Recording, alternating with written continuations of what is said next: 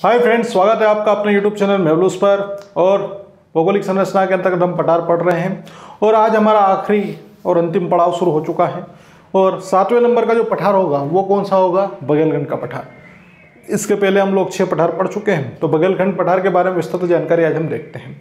कहाँ से शुरू करते हैं? यहाँ जो लिखा है वहीं से शुरू करेंगे कि भैया पहला पॉइंट तो ये कहता है कि मध्य प्रदेश के उत्तर पूर्व में कौन सा पठार है? बघेलखंड का पठार। देखो उत्तर पूर्व क्या है, ये तो मुख्य रूप से आपका कौन सी दिशा में है? पूर्व दिशा में ही रहेगा। कौन सी? पूर्व। क्योंकि ये जो दिशा डायरेक्शन चलेगी ना आपकी, तो ये थोड़ा सा ध्यान रखना, कभी दिशा अगर पूछ भी ले आपसे, क्योंकि इसके पहले वाला भी एक हमने पठार पढ़ा था। कौन सा पढ़ा था? एक रीवा पन्ना पठार वाला भी क्षेत्र हमने देखा था, तो वो भी किस में अंतर्गत आ रहा था? वो उत्तर पूर्व की ओर आ रहा है। लेकिन ये जो पठार है इसकी जो दिशा है ना, वो मुख्य रूप से किधर बनती है? पूर्व की ओर। तो यहाँ से क्वेश्चन बना लेगा कि मध्य प्रदेश के पूर्व में स्थित पठार कौन सा है, तो वहां पे कंफ्यूज नहीं होना है। पूर्व में स्थित पठार है आपका बघेलखंड का पठार, और डायरेक्शन अगर थोड़ा सा चेंज करता है आपका स्विंग की दिशा के अनुरूप, तो वहां पे आपका आंसर बन जाएगा उत्तर पूर्व। तो ध्यान रखना है यहाँ पर मध्य प्रदेश की पूर्व दिशा का पठार बघेलखंड का पठार या पूर्वी पठार के नाम से भी जाना जाता है। मध्य प्रदेश का सबसे छोटा पठार किसमें? क्षेत्रफल में। इंपॉर्टेंट पॉइंट है। अभी तक जो पठार पड़े थे, एक सबसे बड़ा पठार पड़ा था मालवा, उसके बाद नर्मदा सोनघाटी दूसरा सबसे बड़ा, एक हमने पठार पड़ा है। अब यहाँ पर कौन सा? मध्य प्रदेश का सबसे छोटा पठार। तो मध्य प्रदेश का सबसे छोटा पठार क्षेत्रफल में कौन सा है? तो क्षेत्रफल में सबसे छोटा पठार रहेगा बघेलखंड का पठार। अब उसके बाद अगर बात करता हूं मैं यहाँ पर कुल क्षेत्रफल की, तो कुल क्षेत्रफल है इसका 25,000 किलोमीटर स्क्वायर, या फिर भूभाग अगर निकालते हैं तो ये 7% भूभाग पर पाया जाता है। अब कुछ लोगों के दिमाग में ये भी आ रहा होगा कि एक हमने पठार पढ़ा था इसके पहले, जिसके अंतर्गत हमने 23,000 किलोमीटर स्क्वायर का दायरा पड़ा था, जिसके अंतर्गत हमने 7.7 का देखा था। 23,000 किलोमीटर स्क्वायर का जो दायरा था उसको हमने 7.7 में देखा था, जबकि यहाँ पर 25,000 किलोमीटर स्क्वायर का दायरा हम पढ़ रहे हैं और कितना देख रहे हैं? 7%। देखो ये समस्या कहाँ पर है? ये बुक्स की समस्या है। बुक्स में क्या कर दिया गया है? ऊपर से नीचे कर दिया गया है। मतलब 25,000 का कम होगा कि ज़्यादा होगा? ज़्यादा होगा क्राइटेरिया, लेकिन यहाँ पे 25,000 का सिर्फ कितना दे रहा है? 7% दे रहा है, और आपका वो जो 23,000 है उसका 7.7 तक दे रहा है। तो चीज़ों को इस तरह से समझ लें हम लोग कि जैसा प्रश्न करें उसके अनुसार हमें क्या देना पड़ेगा? उत्तर देना पड़ेगा। तो बघेलखंड का जो पठार इसका कुल क्षेत्रफल है वो 25,000 किलोमीटर स्क्वायर का है, लेकिन अगर भूभाग प्रतिशत में पूछता है तो कितना है? तो भूभाग आपका पूछे तो 7% भूभाग पर है। बघेलखंड पठार के अन्य नाम पूछता है तो क्या है? पूर्वी पठार। पूर्वी पठार मैंने पहले ही बोल दिया है कि किस दिशा में है? पूर्व की ओर मौजूद है, इसलिए ये आपका कौन सा? पूर्वी पठार। इसका कुल क्षेत्रफल 25,000 किलोमीटर स्क्वायर, प्रतिशत भूभाग में 7% है। अब आगे हम बात करते हैं किसकी? ये वाला क्षेत्र आपका कटाफटा। तो मध्य प्रदेश का एक तरीके से कौन सा है? कटाफटा। मतलब एक तरीके से वही कहीं पे उबड़ खाबड़ वाला जो क्षेत्र है वो मौजूद है। तो ये तो ज़्यादा इंपॉर्टेंट, लेकिन ये इंपॉर्टेंट फैक्ट बनेगा आपका कि पूर्वी पठार के नाम से कैसा जाना जाता है? तो बघेलखंड के पठार को कहा जाता है। ये जो बघेलखंड का पठार है ना, इसका अधिकांश भाग किस में आता है? तो इसका अधिकांश भाग आता है सीजी। सीजी मतलब आपका छत्तीसगढ़, जो पूर्व में किस में शामिल था? मध्य प्रदेश में। तो बघेलखंड के पठार का अधिकांश भाग है वो छत्तीसगढ़ राज्य के अंतर्गत आता है, और छत्तीसगढ़ पूर्व में मध्य प्रदेश का हिस्सा हुआ करता था। जब अविभाजित की मध्य प्रदेश की बात करते हैं तो उसमें मध्य प्रदेश और छत्तीसगढ़ दोनों शामिल है। और अविभाजित मध्य प्रदेश मतलब एमपी और सीजी के अंतर्गत अगर बघेलखंड के क्षेत्र की मैं बात करता हूं तो 1,40,000 किलोमीटर स्क्वायर का दायरा है इसका पड़ता था। जब शुरुआत की थी तो हमने 9 भौगोलिक क्षेत्र देखे थे। इसमें एक दंडकराय क्षेत्र हमने देखा था, पढ़ा था, उसके साथ में एक और क्षेत्र हमने देखा था। तो वो जो क्षेत्र पड़ता है आपका वो किस में आता है? तो वो आ रहा है आपका छत्तीसगढ़ के अंतर्गत। तो ये बघेलखंड का पठार है ना, ये भी मुख्य रूप से किस में आता है? छत्तीसगढ़ में। और बघेलखंड का जो पठार है वो अगर अविभाजित मध्य प्रदेश से अगर दोनों को मिलाकर इसकी बात की जाए तो 1,40,000 किलोमीटर स्क्वायर के दायरे में कौन सा पठार है? बघेलखंड का पठार। लेकिन अब वर्तमान की अगर बात करते हैं तो मध्य प्रदेश में बघेलखंड का पठार है वो सिर्फ आपका 25,000 किलोमीटर स्क्वायर के दायरे में है। और ये क्या है भैया? ये आपको मिलेगा सिर्फ 7% भूभाग पर। निर्माण अगर मैं बात करता हूं तो गोंडवाना लैंड, विंध्यन और धारवाड़ सेल। गोंडवाना चट्टान, धारवाड़ चट्टान और उसके साथ में विंध्यन सेल समूह से ही क्या हुआ है? इस पठार का निर्माण हुआ है। गोंडवाना चट्टान मुख्य रूप से है, विंध्यन सेल है क्योंकि विंध्यन श्रृंखला यहीं से गुजर रही है, तो विंध्यन सेल इसका भी हिस्सा हो जाएगा। इसके ऊपर हमने रीवा पन्ना का पठार वो मुख्य रूप से देखा था, वो भी था। लेकिन अब यहाँ पे ये ध्यान रखना है धारवाड़ सेल, तो धारवाड़ है, ये भी इसके बारे में विशेषता पढ़ेंगे कि धारवाड़ सेल कहाँ पर पाई जाती है, किस तरह से इसका नामकरण किया गया। इसके बाद आने वाले टॉपिक्स यही रहेंगे। तो निर्माण में ज़्यादा आपको कुछ करने की जरूरत नहीं पड़ेगी। क्यों? क्योंकि निर्माण है वो आपका किस क्षेत्र से हो रहा है? विंध्यन सेल समूह से, धारवाड़ सेल से, और उसके साथ में कौन सा? गोंडवाना सेल से। जलवायु इंपॉर्टेंट है यहाँ पर। जलवायु कैसी है? समशीतोष्ण है। समशीतोष्ण जलवायु ना तो गर्म है और ना ही ठंडी है, एक तरीके से एक मध्यम अवस्था के अंतर्गत क्या होगी यहाँ पर जलवायु अवस्था रहेगी। मालवा पठार की भी कैसी थी? समशीतोष्ण जलवायु थी। जबकि हमने देखा था किसका? बुंदेल का आपका मध्य भारत पठार, मध्य भारत पठार की जलवायु कैसे थी? उष्ण कटिबंधीय, शुष्क उष्ण कटिबंधीय, लेकिन वहाँ पे गर्म जो थी वो तापमान क्या था? ज्यादा मात्रा में था। लेकिन यहाँ पे अब थोड़ा सा ये है कि जो जलवायु है किसकी? बघेलखंड पठार की, वो कैसी है? समशीतोष्ण। ना तो गर्मी के दिनों में ज्यादा गर्मी रहेगी, ना ही ठंड के दिनों में ज्यादा ठंड, एक लिमिट का टेम्परेचर यहाँ पे बना रहेगा। वर्षा, वर्षा कितना होता है? तो 125 से लेके 140 सेंटीमीटर पर ईयर। 125 से लेके 140 सेंटीमीटर प्रति वर्ष यहाँ पे क्या होती है? वर्षा। किस पठार में? बघेलखंड के पठार में। क्यों होती है वर्षा? क्योंकि ये जो क्षेत्र बन रहा है ना आपका, कौन सा? ये वाला भाग, यहाँ से आपका कौन सा मानसून उठता है? दक्षिण पश्चिम का मानसून। पहले यहाँ पे देखिए, दक्षिण पश्चिम का जो मानसून है वो कहाँ से उठेगा? अरब सागर से, लेकिन उसके साथ में यहाँ से वर्षा प्राप्त करता है? बंगाल की खाड़ी से। क्योंकि ये जो संरचना बनती है ना आपकी, कौन सा? ये जैसे आपका इंडियन जियोग्राफिकल देखते हैं मैप, तो ये वाला जो भाग है आपका, ये कौन सा है? तो ये आपका रहेगा बघेलखंड का पठार। तो ये जो आपका दक्षिण और पश्चिम के अंतर्गत ये जो आपका कौन सा? अरब खाड़ी, अरब खाड़ी या फिर अरब सागर है आपका, जो खंबात की खाड़ी को लिए हुए हैं। और इसके साथ में दक्षिण पूर्व में कौन सी है? बंगाल की खाड़ी है। तो इन दोनों तटीय क्षेत्र से जब मानसून आगे की ओर बढ़ता है ना, तो हमने इसके पहले एक पठार पढ़ा था नर्मदा सोन घाटी का। नर्मदा सोन घाटी में क्या कर रहा था? वहाँ पे भी 140 सेंटीमीटर के आसपास क्या हो रही थी? वर्षा हो रही थी, 75 से 140। क्यों? वजह क्या थी? वहाँ पे भी दक्षिण पश्चिम मानसून प्रमुख वजह थी।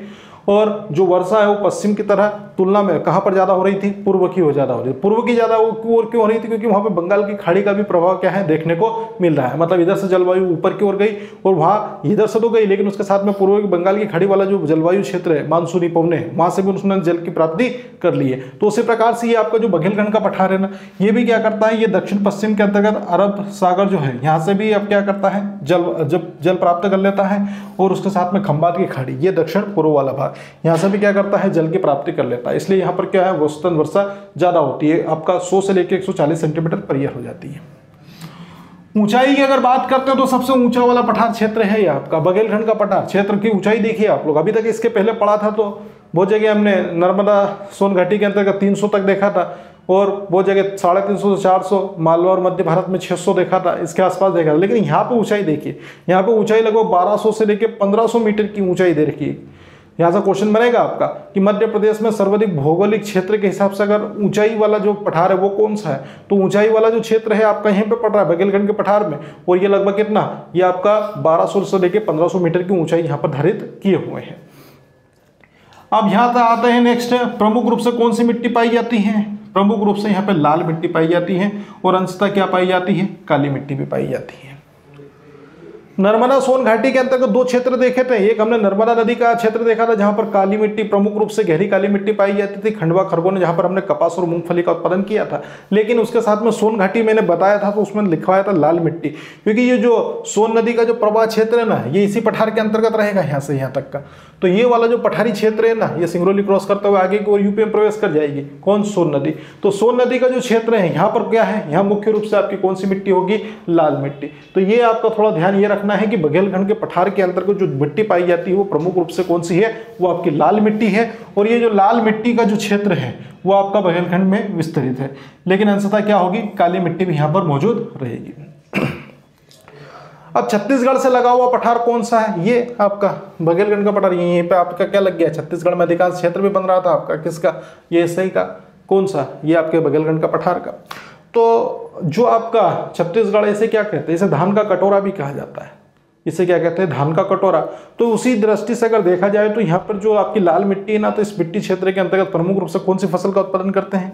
चावल। ये चावल मुख्य रूप से फसल उत्पादित होती है किस पठार के अंतर्गत? बघेलखंड के पठार के अंतर्गत। तो बघेलखंड के पठार की अगर मुख्य फसल पूछता है तो क्या बताना है? तो मुख्य फसल आपकी हो जाएगी चावल। किसके अकॉर्डिंग? छत्तीसगढ़ पठार से लगा हुआ है या छत्तीसगढ़ से जुड़ा हुआ है। कौन सा? अधिकांश भाग किसमें देखा था? इसी में देखा था हम लोगों ने। चावल, तिल, मसूर और गेहूं। चावल, तिल, मसूर और गेहूं यहाँ प्रमुख रूप से उत्पादित होती है किस? कहाँ पर? ये आपके बघेलखंड के पठार में। शुरुआत कहाँ से की थी? बघेलखंड के पठार से। मध्य प्रदेश का उत्तर पूर्व या मुख्य रूप से पूर्व वाले भाग में मौजूद है। कौन सा पठार? बघेलखंड का पठार, जो क्षेत्रफल में मध्य प्रदेश का सबसे छोटा पठार है क्षेत्रफल के अकॉर्डिंग। क्षेत्रफल है टोटल 25,000 किलोमीटर स्क्वायर का। परसेंटेज पूछता है तो 7% बता देना। वो मैंने बाकी आपके जो डाउट वाले क्वेश्चन यहाँ पे बोल दिए हैं, तो अगर जो लोगों को समझने एक बार रिपीट करके सुन लेना वापस। अन्य नाम अगर बात करते हैं तो पूर्वी पठार या फिर कटापठा पठार के नाम से भी इसे जाना जाता है। अब इसके निर्माण अधिकांश भाग है वो किस में आ रहा है आपका? वो छत्तीसगढ़ में आ रहा है। लेकिन अगर हम एमपी और सीजी दोनों के अविभाजित क्षेत्र की बात करते हैं तो 1,40,000 किलोमीटर स्क्वायर का जो एरिया है वो आपका बघेलखंड के पठार के अंतर्गत आता है। लेकिन वर्तमान में भी मध्य प्रदेश में कितना आ रहा है? तो मध्य प्रदेश में सिर्फ 25,000 के आसपास आ रहा है। निर्माण किससे हो रहा है? तो निर्माण देखा गोंडवाना सेल, विंध्यन सेल और धारवाड़ सेल से हो रहा था। जलवायु कैसी है? समशीतोष्ण, ज़्यादा ना ठंडी ना गर्म है। अब उसके बाद वर्षा वही आपका 100 से 140 सेंटीमीटर, 125 से, हाँ ये थोड़ा ध्यान रखना है ना, 125 से 125 से लेके, मतलब यहाँ पे क्या ज़्यादा मात्रा में ही वर्षा होगी, क्योंकि ये अभी मैंने इसका कारण भी बताया था आपको। दोनों क्षेत्र से यहाँ पर क्या कर रही है? जलवायु प्राप्त कर रही है। तो 125 से लेके 140 सेंटीमीटर पर ये यहाँ पर वर्षा होती है। कारण क्या है? दक्षिण पश्चिम मानसून का मुख्य प्रभाव दक्षिण अरब सागर का और उसके साथ में ही आपका बंगाल खाड़ी से प्राप्त होने वाली जलवायु। ऊंचाई की बात करते हैं, बहुत इंपॉर्टेंट फैक्ट बनेगा कि भैया 1200 से लेकर 1500 मीटर की औसतन ऊंचाई किस पठार की है? तो बघेलखंड पठार की है। मिट्टी कैसी है? तो प्रमुख रूप से लाल मिट्टी पाई जाती है, अंशतः काली मिट्टी पाई जाती है। लाल मिट्टी में चावल का उत्पन्न होता है, तिल होता है, उसके साथ में क्या मसूर, गेहूं आदि का उत्पन्न यहाँ पर किया जाता है। अब आगे बढ़ते हैं बघेलखंड पठार में, और यहाँ पे आती है प्रमुख नदियां। कौन कौन सी नदियों का उद्गम होता है? या उद्गम क्या? प्रवाह क्षेत्र। उद्गम तो यहाँ से हो रहा है आपका अमरकंटक से, तो लेकिन अमरकंटक भी किस में आएगा? ये इसी का भाग रहेगा अनूपपुर के अंतर्गत। लेकिन वो नर्मदा सोन में भी आया था, तो उसको लेके कंफ्यूज नहीं होना है। सीमा के अकॉर्डिंग थोड़ा सा चलना पड़ेगा आपको। ये आपका अमरकंटक अनूपपुर वाला क्षेत्र, जो आधा छत्तीसगढ़ से लगा हुआ है थोड़ा सा इसका पठार, और आधा भाग किस में लगा हुआ है? मध्य प्रदेश में। सोन, जोहिला, गोपद, बनास, रिहन, ये बहुत इंपॉर्टेंट नदी बनेगी आपका। कोइन वल्लभ पंत सागर परियोजना का नाम सुना होगा आप लोगों ने। एक तरीके से जब आएगा आपका, हम जब पढ़ेंगे इसके अंतर्गत, तो वहाँ से क्वेश्चन बनेगा आपका। जब इंडियन जियोग्राफी पढ़ेंगे वहाँ पे आएगी आपकी रिहन नदी। तो सोन है, जोहिला है, बनास है, गोपद, और उसके साथ में ही कौन सी है आपकी? रिहन। ये नदियाँ क्या होती हैं? इस क्षेत्र से क्या होती है? प्रभावित होने का कार्य करती हैं। झीलों की अगर बात करते हैं तो कौन सा? सीधी, सिंगरौली, शहडोल, उमरिया, अनूपपुर, कटनी, जबलपुर। कटनी और जबलपुर और अनूपपुर की अगर मैं बात करता हूं तो ये किसके अकॉर्डिंग भी आ रहे थे? तो ये नर्मदा सोन घाटी के अंतर्गत भी आ रहे थे। लेकिन ये वाला आपका क्षेत्र है, इसमें थोड़ा सा ये ध्यान रखना है कि अनूपपुर, कटनी और जबलपुर ये जो है ये नर्मदा सोन घाटी के साथ साथ में किसका भाग है? ये बघेलखंड पठार के क्षेत्र से भी अंशतः लगे हुए हैं। तो यहाँ पर ये ध्यान रखना है, सीधी, शहडोल, सिंगरौली, उमरिया, कटनी, जबलपुर, अनूपपुर, ये क्या है? प्रमुख रूप से इस बघेलखंड पठार के अंतर्गत आने वाले जिले रहेंगे। जनजाति की अगर बात करता हूं तो बेगा, कोल, उराव और कोरबा ये प्रमुख जनजातीय क्षेत्र है। ये जो पठारी क्षेत्र है ना, क्योंकि यहीं पर एक जनजातीय राज्य भी है। कौन सा आपका? प्रमुख रूप से जो जनजाति वो मध्य प्रदेश में पूरे भारत में सबसे अधिक जनजातियां पाई जाती है। लेकिन उसके साथ में ही कहां पर आपका छत्तीसगढ़ वाला जो क्षेत्र है वहां पर भी क्या है? जनजातियों की संख्या ज्यादा, मात्रा में जनजातीय लोग वहां पर ज्यादा है। तो यहाँ पर अगर क्वेश्चन पूछ लेता है आपसे कि बेगा, कोल, देखिए बेगा तो हमने वहां पे पढ़ा था, इसके पहले सतपुड़ा पठार क्षेत्र पढ़ा था, वहां पे भी हमने बेगा के बारे में पढ़ा था, बेगा और भारिया में। लेकिन यहाँ पे बेगा के साथ में कोल, उराव और कोरबा। कोल, कोरबा और उराव जनजाति किस पठार के अंतर्गत है? तो यहाँ क्वेश्चन बनेगा कोल, उराव और उसके साथ में ही आपका कोरबा, ये आपका बेगा के साथ में बघेलखंड पठार के क्षेत्र के अंतर्गत आते हैं। एक और प्रश्न इंपॉर्टेंट, सर्वाधिक पशु जो है किस पठार के में अंतर पाए जाते हैं? उस प्रमुख रूप से सीधी और सिंगरौली में ज्यादा पाए जाते हैं। कहां पर? सीधी और सिंगरौली, ये जो जिले हैं ना आपके, यहाँ पर क्या है? यहाँ पर ज्यादा मात्रा में क्या पाए जाते हैं? पशु पाए जाते हैं। तो सर्वाधिक पशु, यह क्या लिखा है आपने? चौपाया। चौपाया मतलब वही 4 पैर वाले, उसके साथ में ही इसी पठार में मौजूद है। तो सर्वाधिक पशु वाला जो पठार है आपका वो कौन सा है?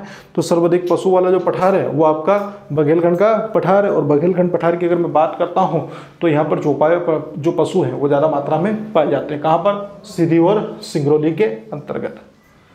अब आते हैं किसके ऊपर? खनिज संसाधन के ऊपर। तो खनिजों के लिए तो प्रसिद्ध है। कौन सा? ये बघेलखंड का पठार। ये प्रमुख रूप से ये आपका क्या है? ये खनिज प्रधान है। ये खनिज प्रधान यहीं से छत्तीसगढ़ का जो क्षेत्र लग गया, और उसी के आगे क्या? फिर झारखंड आपका छोटा नागपुर का पठार, जो हमने पढ़ा था, भारत का रूर कहा जाता है औद्योगिक आपका खनिज दृष्टि के रूप में किसे? इसी छोटा नागपुर के पठार को, जो झारखंड के अंतर्गत आता है। बॉक्साइट है, तो बॉक्साइट कहाँ से प्राप्त होता है? अनूपपुर से। बॉक्साइट के बारे में पहले भी पढ़ चुके हैं हम लोग कि बॉक्साइट का उत्पादन प्रमुख रूप से कहाँ होता है? अनूपपुर में होता है। दूसरी अगर मैं बात करता हूँ तो यूरेनियम और उसके साथ में कोल बेड मीथेन, मुख्य रूप से मीथेन गैस के जो भंडार है वो कहाँ से प्राप्त हुए हैं? शहडोल से। तो यूरेनियम और कोल बेड मीथेन के जो भंडार है वो आपका शहडोल से प्राप्त हुए हैं, जबकि एक आपका कोयले की किस्म है, कौन सा? बिटुमिनस कोयला। और ये बिटुमिनस कोयला किस में उपयोग होता है? ये घरेलू उपयोग में होता है। कोयले के अलग अलग प्रकार हम पढ़ेंगे, केमिस्ट्री जब पढ़ेंगे तो उसमें आएगा आपका एंथ्रेसाइट, बिटुमिनस, लिग्नाइट और पिट कोयला, ये 4 प्रकार होते हैं कोयले के। और इसमें मध्य प्रदेश में कौन सा प्राप्त होता है? तो मध्य प्रदेश में बिटुमिनस कोयला प्राप्त होता है, यह ज़्यादा मात्रा में पाया जाता है, जिसका हम घरेलू उपयोग में उपयोग लाया जाता है। और ये कौन सी चट्टान से प्राप्त होता है? तो ये आपका जो देखो कोयला तो है ना, मुख्य रूप से अवसादी चट्टानों से प्राप्त होता है, क्योंकि इसमें क्या होता है, आपका अवसाद वगैरह मौजूद होते हैं। और ये जो अवसादी चट्टान तो है, लेकिन यहाँ से फिर एक स्पेशली पूछेगा आपसे कि कौन सा सेल समूह का भाग है, तो गोंडवाना या फिर विंध्यन सेल। तो गोंडवाना और विंध्यन सेल ये दोनों का भाग है कौन? बिटुमिनस कोयला, जो मध्य प्रदेश में पाया जाता है। यहाँ तक हुआ। ये क्षेत्र हमने देखा। नदियां कहाँ से शुरुआत की थी? सोन, जोहिला, गोपद, बनास और रिहंद, ये प्रमुख हो गई। जिले पूछता तो सीधी, सिंगरौली, शहडोल, उमरिया, कटनी, जबलपुर और उसके साथ में कौन सा रह गया आपका? कटनी, अनूपपुर और उमरिया। जनजाति है तो बेगा, कोल, उराव और उसके साथ में ही एक आता है कोरबा। सर्वाधिक पशु है चौपाया वाला जो पठार है वो कौन सा है? तो वो आपका रहेगा यही बघेलखंड का पठारी क्षेत्र है। खनिज कौन सा है? बॉक्साइड है, वो अनूपपुर जिले में होगा। यूरेनियम और कोल बेड मीथेन के भंडार है वो शहडोल में मिलेंगे। और उसके साथ में ही जो लास्ट बचता है आपका कौन सा? ये घरेलू उपयोग का कोयला बिटुमिनस, और ये प्रमुख रूप से विंध्यन से लिए गोंडवाना सेल से प्राप्त होगा। अब आते हैं एक रेखा है यहाँ पर, कौन सी? कर्क रेखा भी बघेलखंड के पठार से होकर गुजरती है। कर्क रेखा जो है वो मध्य प्रदेश के 14 जिलों से होकर गुजरती है। और इसमें मुख्य रूप से हमने मालवा का पठार पढ़ा था, तो उसमें मैंने बताया था कि मालवा के पठार के लगभग 9 जिलों से कौन सी रेखा होकर गुजरती है? तो कर्क रेखा होकर गुजरती है। तो उसी के साथ में जो ऊपर का उमरिया और शहडोल क्षेत्र है, यहाँ से भी कौन सा भाग आपका ये देख रहे हैं ना आप लोग, कौन सा? ये उमरिया, शहडोल, जबलपुर, कटनी वाला जो क्षेत्र पड़ रहा है, इस वाले क्षेत्र से भी कौन सी रेखा ऊपर गुजरती है? तो ये आपका कर्क रेखा वाला क्षेत्र यहाँ पर बनता है। तो बस इतना ध्यान रखना है यहाँ पर कि कर्क रेखा है वो भी किस पठार से होकर गुजरती है? तो कर्क रेखा आपका मुख्य रूप से मालवा पठार और उसके बाद बघेलखंड के पठार से होकर गुजरती है। अब आगे क्वेश्चन बनता है आपका, मध्य प्रदेश का सबसे बड़ा कोयला क्षेत्र कौन सा है? तो मध्य प्रदेश का सबसे बड़ा कोयला क्षेत्र सोहागपुर शहडोल में है। तो सोहागपुर शहडोल में जो कोयला क्षेत्र है आपका, मध्य प्रदेश का सबसे बड़ा कोयला क्षेत्र कौन सा है? सोहागपुर शहडोल है। और सोहागपुर शहडोल जो कोयला क्षेत्र है उसका जो एरिया पूछता है तो उसका एरिया बता देना है यहाँ पर 31,000 किलोमीटर स्क्वायर। अब ये मत सोचना है कि नहीं ये तो 25,000 किलोमीटर तो पूरे पठार का हिस्सा है, 7% हिस्सा है, तो यह 31,000 कैसे हो गया? अरे भैया कोयला है, ये कोयला कहाँ पर पाया जाएगा? जमीन में पाया जाएगा, अंदर गहराई में खदानों में पाया जाएगा। तो इसका एक क्राइटेरिया, एक आपने क्या किया है, एक एरिया है उसको मापा है। ऐसा नहीं कि कोयला यहाँ बिखरा है, वहाँ बिखरा है, इधर पड़ा है, उधर पड़ा है, तो बस इसको नाप लिया और बता दिया, ऐसा नहीं। ये क्या होगा, गहरी खदानों या गड्ढों में पाया जाएगा। इससे इसके क्या होगा, घनत्व का पता लगाया जाएगा और घनत्व का पता लगाने के साथ में ही यहाँ पे बताया जाएगा कि मध्य प्रदेश का सबसे बड़ा कोयला क्षेत्र है वो सोहागपुर है, जो शहडोल जिले के अंतर्गत आता है। वो लगभग 31,000 किलोमीटर स्क्वायर में यहाँ पर क्या पाया जाता है, कोयला पाया जाता है। लेकिन उसके साथ में एक दूसरा क्वेश्चन ये बनेगा कि मध्य प्रदेश का दूसरा सबसे बड़ा कोयला क्षेत्र कौन सा है? तो मध्य प्रदेश का दूसरा बड़ा कोयला क्षेत्र है वो कौन सा है? वो रहेगा आपका ये सिंगरौली। अब सिंगरौली के बारे में हम दूसरा पॉइंट पढ़ रहे हैं यहाँ पर, दूसरा सबसे बड़ा कोयला क्षेत्र सिंगरौली। यहाँ पर सिंगरौली का कोयला क्षेत्र कितना है? 2337 किलोमीटर स्क्वायर का इसका दायरा है। ये इंपॉर्टेंट फैक्ट नहीं है, इंपॉर्टेंट ऊपर वाला है, क्योंकि सिंगरौली से रिलेटिव पॉइंट नीचे इंपॉर्टेंट है। लेकिन मैंने 2-3 चीजें यहाँ पर कवर की है। सबसे बड़ा कोयला क्षेत्र सोहागपुर शहडोल में है जो 31,000 किलोमीटर स्क्वायर में फैला हुआ है। मध्य प्रदेश का दूसरा, अगर पूछ ले कि दूसरा सबसे बड़ा कोयला क्षेत्र कौन सा है, तो मध्य प्रदेश का दूसरा सबसे बड़ा कोयला क्षेत्र आपका सिंगरौली है, जो 2334 किलोमीटर स्क्वायर में क्या है, 37 किलोमीटर स्क्वायर में फैला हुआ। लेकिन ये यहाँ पे देखिए, अब एशिया की सबसे बड़ी मोटी कोयले की परत कौन सी है? एशिया की सबसे मोटी कोयले की परत आपकी सिंगरौली में। इसकी जो गहराई मापी गई है वो कितनी है? 135 मीटर की, 135 मीटर।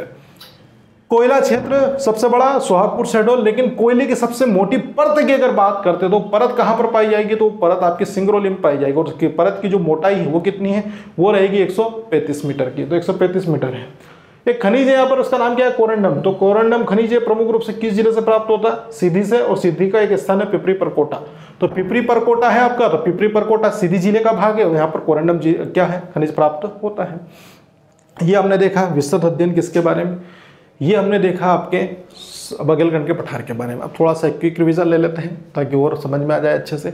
बघेलखंड का पठार मध्य प्रदेश के पूर्वी वाले भाग में मौजूद है। क्षेत्रफल के हिसाब से मध्य प्रदेश का सबसे छोटा पठार है। यहाँ तक हुआ। और क्षेत्रफल की अगर बात करते हैं तो 25,000 किलोमीटर स्क्वायर में या मध्य प्रदेश के 7% भूभाग पर मौजूद है। इसका अन्य नाम पूछता है तो पूर्वी पठार या फिर कटाफटा पठार के नाम से भी जाना जाता है। बघेलखंड पठार का अधिकांश भाग वो छत्तीसगढ़ राज्य में आता है। एमपी और सीजी के अंतर्गत अगर अविभाजित की बात करते हैं तो 1,40,000 किलोमीटर स्क्वायर दायरे में यह फैला हुआ था, लेकिन अब मध्य प्रदेश में सिर्फ 25,000 किलोमीटर स्क्वायर पर दायरे में आता है। निर्माण किससे हुआ है तो निर्माण आपका विंध्यन सेल, धारवाड़ सेल और उसके साथ में ही एक और अन्य चट्टान कौन सी, गोंडवाना लैंड से हुआ है। जलवायु कैसी है, समशीतोष्ण जलवायु यहाँ पर पाई जाएगी। और उसके बाद अगर बात करते हैं वर्षा की तो 125 से लेकर 140 सेंटीमीटर पर ईयर वर्षा होती है। कारण क्या है, ज्यादा वर्षा का दक्षिण पश्चिम मानसून अरब सागर से उड़ता है और उसके साथ बंगाल की खाड़ी से उठने वाला मानसून यहाँ पर वर्षा करवाता है। ऊंचाई की अगर बात करते हैं तो यहाँ पर कितना, तो ऊंचाई यहाँ पर 1200 से लेकर 1500 मीटर की रहेगी। मिट्टी क्या है, तो मिट्टी प्रमुख रूप से आपकी लाल मिट्टी रहेगी और लाल मिट्टी है ये बघेलखंड के क्षेत्र के अंतर्गत आती है। अंशतः क्या होगी, काली मिट्टी का क्षेत्र भी यहाँ पर मौजूद होगा। लेकिन मध्य प्रदेश का ये जो क्षेत्र है यहाँ पर प्रमुख फसल कौन सी है, तो आपकी चावल प्रमुख रूप से फसल है। चावल के साथ में क्या, तिल, मसूर और गेहूं का उत्पादन होता है। नदियों के बारे में पूछता है तो सोन बता देना, बनास, बनान, रिहंद है, गोपद है, ये सब नदियां कहाँ से होती है, बघेलखंड पठार से निकलती, जो हिला भी निकलती है। जिले सिरी, सिंगरौली, शहडोल, उमरिया, कटनी, जबलपुर, अनूपपुर, ये जो प्रमुख जिले हैं ये किसमें है, ये बघेलखंड पठार में आते हैं। लेकिन अनूपपुर, कटनी, जबलपुर ये किसका भाग है, ये आपके नर्मदा सोन घाटी के अंतर्गत भी आते हैं। इसका थोड़ा ध्यान रखना विशेष रूप से, क्योंकि यहाँ से नर्मदा नदी होकर गुजरती नहीं है, ठीक है। कुछ अंशतः जो भाग है जबलपुर से लगा हुआ इसके कारण, ठीक है। तो ये तो इसमें से मुख्य रूप से इसमें आ जाएगा। वैसे जनजाति है तो बेगा, कोल, उराव और उसके साथ में कोरबा, ये आते हैं। बेगा, उराव, कोरबा जनजाति प्रमुख रूप से कहाँ से, तो ये आपका बघेलखंड पठार में। सर्वाधिक पशु या चौपाया वाला पठार कौन सा, बघेलखंड का पठार है। खनिज कौन सा, बॉक्साइट अनूपपुर में होता है। यूरेनियम, कोलवेट, मेथेन के भंडार वो शहडोल में, जबकि बिटुमिनस कोयला जो घरेलू उपयोग में होता है उसका जो उत्पादन होता है वो प्रमुख रूप से कहाँ होता है, तो वो आपका उत्पादन होता है गोंडवाना विंध्यन सेल से। और ये इसी बघेलखंड पठार का भाग है। कर्क रेखा किस पठार से होकर गुजरती है, तो मुख्य रूप से मालवा पठार से, लेकिन उसके बाद में जो गुजरती है तो वो आपका बघेलखंड पठार से होकर गुजरती है। और बघेलखंड पठार की अगर बात करते हैं तो मध्य प्रदेश का सबसे बड़ा कोयला क्षेत्र कौन सा, सोहागपुर कोयला क्षेत्र शहडोल जिले के अंतर्गत आता है। सोहागपुर जो कोयला क्षेत्र है उसका 31,000 किलोमीटर स्क्वायर दायरे में क्या है, क्षेत्र फैला हुआ। मध्य प्रदेश का दूसरा सबसे बड़ा कोयला क्षेत्र कौन सा, तो वो सिंगरौली है। वो आपका 2,337 किलोमीटर का दायरा लिए हुआ है। लेकिन एशिया की सबसे मोटी कोयले की परत कौन सी है, तो वो आपकी सिंगरौली रहेगी। सिंगरौली की जो मोटी परत की मोटाई अगर देखेंगे 135 मीटर की। कोरंडम क्या खनिज है जो आपकी पिपरी परकोटा कहाँ से प्राप्त होता है, सीधी जिले से प्राप्त होता है। ये हमारा पठारी संरचना का वीडियो पूरा एक तरीके से क्या हो गया है, समाप्त हो गया है। अगर आपको वीडियो पसंद आ रहे हैं तो वीडियो को लाइक एंड शेयर करें, चैनल को सब्सक्राइब करना ना भूलें। और मिलते हैं नेक्स्ट वीडियो में नेक्स्ट टॉपिक के साथ।